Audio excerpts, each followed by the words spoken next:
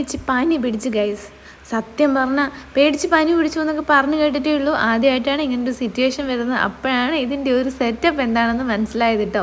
കാര്യം എന്താണെന്ന് കേട്ടാൽ അതിലും വലിയ രസമാണേ.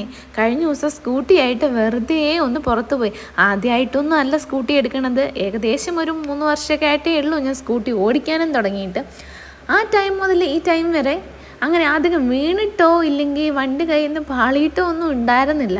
അപ്പോൾ അങ്ങനെ ഇരുന്ന് കഴിഞ്ഞ ദിവസം വെറുതെ ഒന്ന് ടൗൺ വരെ പോയപ്പോൾ എങ്ങനെയോ കയ്യിൽ നിന്ന് വണ്ടി പാളി. നോക്കിയപ്പോൾ അതാ ഓപ്പോസിറ്റ് വരുന്നത് വലിയൊരു പാണ്ടിലോറിയും.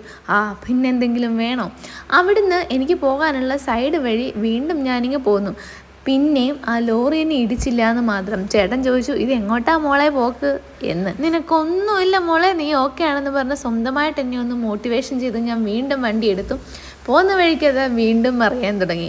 ഇതെന്ത് കൂത്തെന്ന് ഞാൻ തന്നെ കരുതി. പിന്നെ ഞാൻ വിചാരിച്ചു വണ്ടി ഓടിച്ചിട്ട് തിരിച്ച് നടന്നു പോകുന്നായിരുന്നു. എന്നാലും അങ്ങനെ തോറ്റു കൊടുക്കാൻ പറ്റുമോ അല്ലേ? അവിടുന്ന് വീണ്ടും വണ്ടി തിരിച്ച് ഞാൻ ഉന്തി തള്ളി വീട്ടിലെത്തിച്ചു കേട്ടോ. സത്യം പറഞ്ഞാൽ വണ്ടി കയ്യിൽ നിന്ന് പാളിയത് ഓർത്തിട്ടല്ല എനിക്ക് പനി പിടിച്ചത്. കുറച്ച് ഓവർ തിങ്ക് ചെയ്തോ എന്നൊരു സംശയം. ഞാൻ പറഞ്ഞില്ലേ, വണ്ടി ആദ്യം പാളിയപ്പോഴേ ഓപ്പോസിറ്റ് വന്നത് ഒരു പാണ്ടിലോറിയായിരുന്നു. അതിനെ കണ്ടതേ എൻ്റെ പകുതി കിളി പോയി.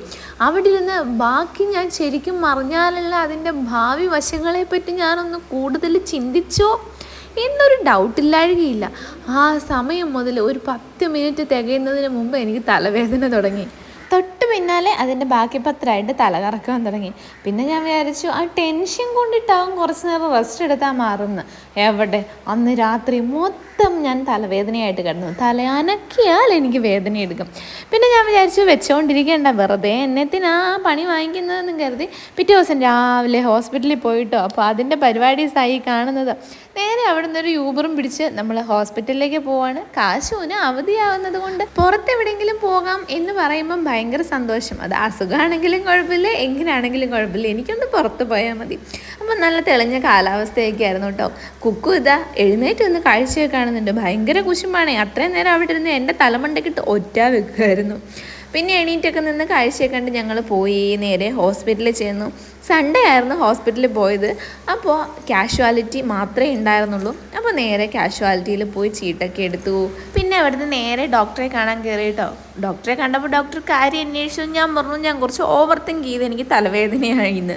അങ്ങനെ ഡോക്ടർ പറഞ്ഞു എന്തായാലും തലകറക്കത്തിന് ക്ഷീണം മാറാൻ വേണ്ടി 2 ഇഞ്ചക്ഷൻ വെക്കാമെന്നും പറഞ്ഞ് ഇഞ്ചക്ഷന് വേണ്ടിയിട്ടുള്ള കിടപ്പാണ് കേട്ടോ ആ കാണണേ.